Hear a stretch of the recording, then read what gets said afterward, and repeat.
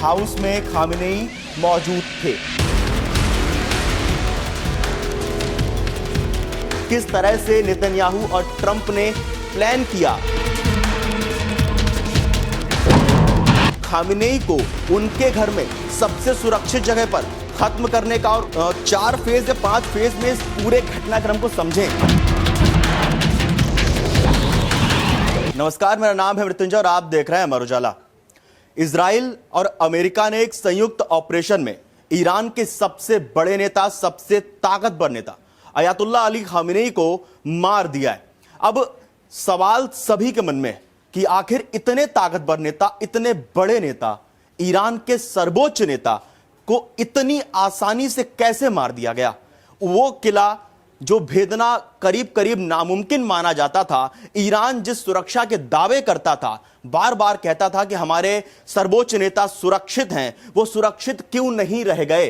कहां पे वो सुरक्षा में चूक हुई? इजराइल और अमेरिका ने किस तरह से ऑपरेशन किया, कैसे खामेनेई को खत्म किया, चलिए समझते हैं। अभी आप मैप में जो 3 स्पॉट देख रहे हैं, एक तो ये पास्तूर स्ट्रीट है जहां पे प्रेसिडेंशियल एडमिनिस्ट्रेशन ऑफ ईरान है, और यहीं पे है ये लीडरशिप हाउस। अगर हम इसको जूम करके आपको दिखाएं स्ट्रीट व्यू में, तो ये जो आप देख रहे हैं ये है लीडरशिप हाउस। यानी रिपोर्ट्स के मुताबिक जब इजराइल और अमेरिका ने ऑपरेशन किया तो खामेनेई इसी लीडरशिप हाउस के आसपास या इसमें मौजूद थे।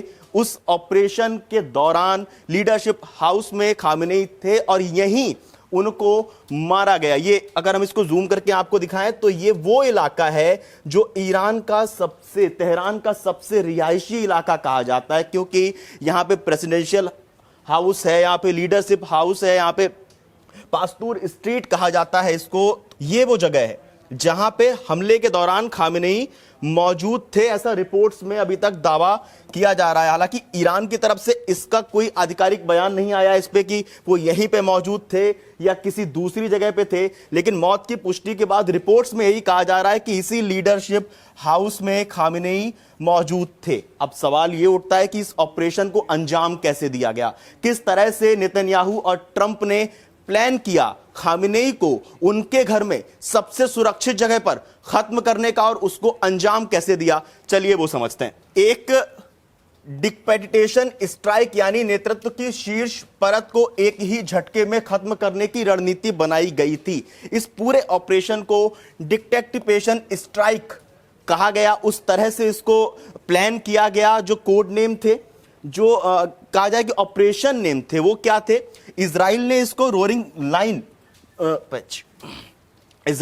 रोरिंग लायन नाम दिया। अमेरिका ने इसको ऑपरेशन एपिक फ्यूरी बताया। लक्ष्य क्या था? सुप्रीम लीडर खामेनेई और आईआरजीसी के टॉप कमांडर, जैसी कल भी खबर सामने आई थी कि ईरान के रक्षा मंत्री को भी मार दिया गया है। राष्ट्रीय सुरक्षा परिषद के सदस्य, यानी जो ईरान के कहा जाए कि जो कोर टीम थी, हायरार्की में जो टॉप पे होते हैं, उनको मारने का प्लान था। जगह अभी हमने मैप में देखी, जिस जगह की हम बात कर रहे थे, तेहरान का पास्तूर एरिया, जो अभी हम मैप पे समझ रहे थे, टारगेट लीडरशिप हाउस जिसको अभी हमने मैप पे देखा, ये इलाका ईरान के सबसे सुरक्षित सरकारी क्षेत्रों में गिना जाता है। यानी ईरान के सबसे सुरक्षित इलाके में जाकर ये ऑपरेशन करना और खामेनेई को मारना। टाइमिंग की अगर हम बात करें, किस समय ये ऑपरेशन हुआ, कब अंजाम दिया गया, तो शनिवार सुबह लगभग 6 से 9 बजे तेहरान के समय के मुताबिक, अगर हम इसको भारतीय समय के मुताबिक कहें तो 6 से 9 तेहरान के मुताबिक, यानी भारत के समय के मुताबिक ये 8 से 11 बजे सुबह के समय इस ऑपरेशन को अंजाम दिया गया। यानी इन्हीं 3 घंटों के बीच में लीडरशिप हाउस में रिपोर्ट्स के मुताबिक खामेनेई को इजराइल और अमेरिका ने मार दिया। इस्तेमाल हुआ multi layer weapon package. Multi layer weapon package का इस्तेमाल किया गया इस ऑपरेशन को लेकर। एक मिसाइल का हमला नहीं था। बार बार खबर सामने आ रही कि क्या किसी एक मिसाइल से टारगेट किया गया, क्या किसी एक मिसाइल से खामेनेई पे हमला बोला गया, क्या किसी एक स्पेशल मिसाइल को लीडरशिप हाउस पे दागा गया, तो ऐसा बिल्कुल भी नहीं था। यह किसी एक मिसाइल का काम नहीं था, ये एक मल्टी लेयर वेपन पैकेज था। ये एक मिसाइल का हमला नहीं था, बल्कि एक कोऑर्डिनेटेड एयर सी स्टील्थ पैकेज था। यानी इसमें कई मिसाइल्स का इस्तेमाल किया गया। जैसा रिपोर्ट्स में सामने भी आया है कि लीडरशिप हाउस के आसपास करीब 30 मिसाइल्स मिली हैं, 30 मिसाइल्स दागी गई हैं। अब इजराइल की भूमिका की बात करते हैं, क्योंकि जब हम संयुक्त ऑपरेशन की बात करते हैं तो यह भी देखा जाता है कि उस संयुक्त ऑपरेशन में किसकी कितनी भूमिका थी, किसने कितना रोल प्ले किया। अगर हम इजराइल की बात करें तो इजराइल ने F-35I एडर का इस्तेमाल किया, F-15I रैम का इस्तेमाल किया। F-35 एडर का इस्तेमाल किस लिए होता है, चलिए ये बताते हैं आपको। एयर डिफेंस भेद कर प्रिसीजन गाइडेड बम गिराने के लिए F-35I एडर का इस्तेमाल होता है। यानी ईरान का जो भी एयर डिफेंस सिस्टम रहा हो उसको भेद के प्रिसीजन गाइडेड बम गिराने का काम F-35I ने किया। अब F-15I रैम ने क्या काम किया, इसका काम होता है heavy payload deep strike mission करना। यानी F-35I से एयर डिफेंस सिस्टम को तहस नहस किया गया, वहां से गाइडेड बम गिराए गए। उसके बाद F-15I रैम ने heavy payload deep strike mission का इस्तेमाल किया, हैवी पेलोड वहां पे गिराए। इजराइल ने जो बताया है वो spice series precision guided bomb भी वहां पे गिराए गए थे, जो बहुत खतरनाक होते हैं। अब अमेरिका की बात करें तो अमेरिका ने इस पूरे ऑपरेशन में किस तरह से भूमिका निभाई। B-2 स्पिरिट का इस्तेमाल किया। B-2 स्पिरिट स्टील्थ बॉम्बर का इस्तेमाल किया गया इस ऑपरेशन में। बंकर बस्टर मुनिशर जैसे मॉब टाइप का इस्तेमाल अमेरिका ने किया है। टॉम हॉक क्रूज मिसाइल्स का इस्तेमाल अमेरिका ने किया है खामेनेई को मारने के लिए। कमांड एंड कंट्रोल सेंटर पहले निष्क्रिय करने के लिए उसका इस्तेमाल किया गया। वन वे अटैक ड्रोन्स का इस्तेमाल किया गया। यानी ये कोई अचानक से नहीं हुआ है। जिस तरह से हम बार बार देख भी रहे थे, जिक्र भी कर रहे थे, अमर उजाला पे बार बार हम बात भी कर रहे थे कि चाहे जो ट्रंप का जो प्लान था, जिस तरह से मिडिल ईस्ट को ट्रंप एकदम घेर रहे थे, घेराबंदी कर रहे थे ईरान की, चाहे वो फारस की खाड़ी की बात हो, ओमान की खाड़ी की बात हो, जहां पे पहले उन्होंने USS अब्राहम लिंकन को तैनात किया, उसके बाद उन्होंने गेराल्ड फोर्ड को भेजा, लेकिन वो भेजने का पहले प्लान था पर फारस की खाड़ी और ओमान की खाड़ी के पास में, लेकिन फिर उसको रिलोकेट करने का प्लान बना अमेरिका का, फिर उसे इजराइल के पास तैनात कर दिया गया। तो ये तो विशेषज्ञ, जानकार, रिपोर्ट्स बार बार यही कह रहे थे कि कुछ तो बड़ा होने वाला है। तो वो बड़ा यही था जो हमने 28 फरवरी की सुबह देखा, ईरान के सर्वोच्च नेता खामेनेई का खत्म होना।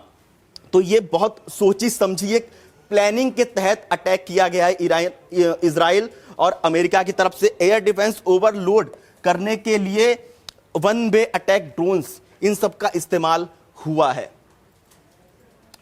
अगर हम टारगेटिंग की बात करें, टारगेटिंग कैसे, सवाल आपके मन में भी उठ रहा होगा कि कैसे लीडरशिप हाउस को कैसे टारगेट किया गया, कैसे तेहरान को टारगेट किया गया। तो यह टारगेट हुआ है रडार सैटेलाइट ट्रैकिंग से, यह टारगेट हुआ है इलेक्ट्रॉनिक कम्युनिकेशन इंटरसेप्शन से, यह टारगेट हुआ है AI बेस्ड मूवमेंट प्रेडिक्शन से, यह टारगेट हुआ है मूवमेंट पैटर्न मॉडलिंग से। यानी खामेनेई की हर एक मूवमेंट पर नजर रखी गई। और जैसा अभी कुछ रिपोर्ट्स में दावा किया जा रहा है कि CIA जो काफी दिनों से खामेनेई के हर एक मूवमेंट को देख रही थी, परख रही थी, उसकी रिपोर्ट बना रही थी और अमेरिका की आला कमान को सौंप भी रही थी। सुरक्षा रूटीन का भी विश्लेषण किया गया है, इस तरह से इसको प्लान किया गया है। कोऑर्डिनेटेड स्ट्राइक फ्लो की अगर हम बात करें तो कोऑर्डिनेटेड स्ट्राइक फ्लो का जिक्र क्यों हो रहा है, क्योंकि टॉम हॉक से रडार और कमांड साइट हिट की गई। टॉम हॉक मिसाइल जिसके बारे में अभी हमने समझा, उसका यूज कहां किया गया, रडार और कमांड साइट हिट करने में। F-35I को इस्तेमाल किया गया एयर डिफेंस ब्रेक करने के लिए। B-2 से डीप बंकर बस्ट किए गए, यानी B-2 बॉम्बर जिनको हमने जून में भी देखा था, जून 2025 में ईरान के ऊपर मंडराते हुए, वो अमेरिका नहीं भेजे थे, वही B-2 बॉम्बर फिर से ईरान के ऊपर गरजे, लेकिन इस बार ईरान के सर्वोच्च नेता को खत्म करने का प्लान था और वो प्लान ट्रंप और नेतन्याहू ने पूरा भी किया। B-2 से डीप बंकर बस्ट किए गए, ड्रोन स्वार्म से ओवरलोड किया गया, फाइनल वेव यानी 30 हाईटेक बम मिसाइल्स लीडरशिप हाउस, तेहरान और पास्तूर स्ट्रीट पर गिराई गई।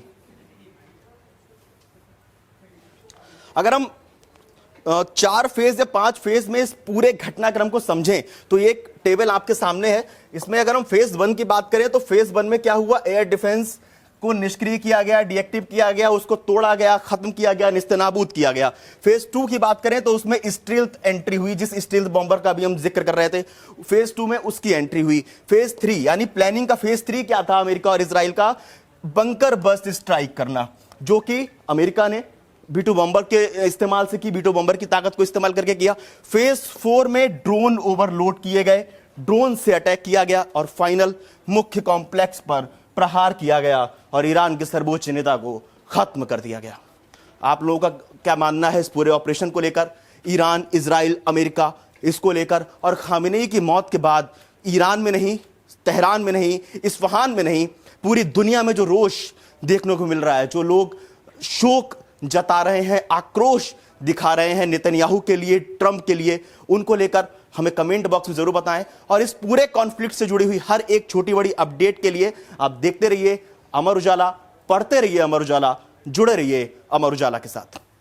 अगर आप ये वीडियो YouTube पर देख रहे हैं तो हमारे चैनल को सब्सक्राइब कर बेल आइकन दबाएं, और Facebook पर देख रहे हैं तो हमारे पेज को लाइक